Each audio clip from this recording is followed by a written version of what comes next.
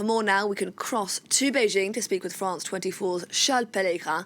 Charles, extremely strong words from Mike Pompeo. But what sanctions can the US theoretically put in place against Hong Kong?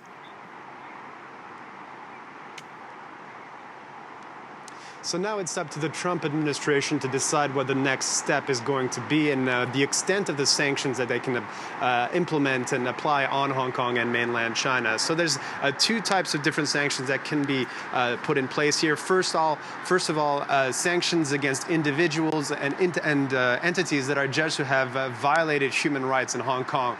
So that would be essentially financial sanctions, so freezing people's assets or sanctioning banks that do business with these individuals or entities. And then there's the other type of sanction, which is much trickier for the United States, which is revoking Hong Kong's preferential trade partner status. And this could hurt Beijing, but it could also hurt Hong Kong and United States business interests. And this would be, for example, higher tariffs, tougher investment rules, tougher visa rules.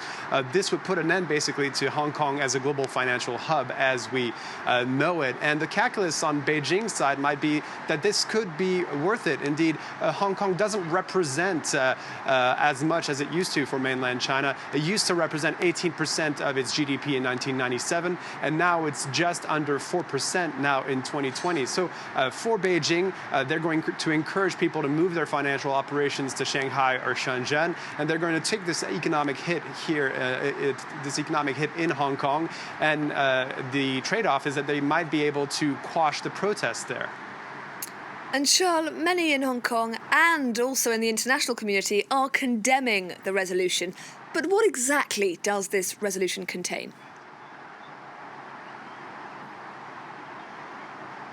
Well, it's a relatively short text so far. It's got a preamble and 7 different articles, and its main purpose is to safeguard the national sovereignty and security from interfering foreign forces. And it hopes to do that by punishing acts of separatism, subversive acts, destructive acts.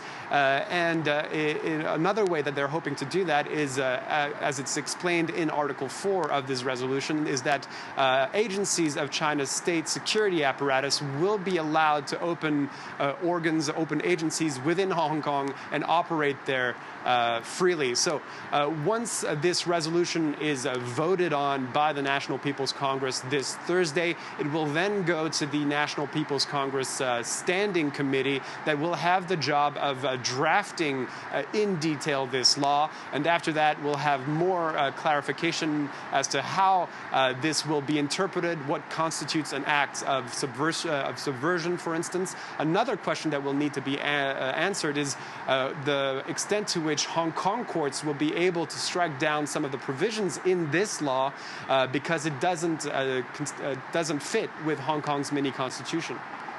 Charles Pellegrin in Beijing, thank you very much.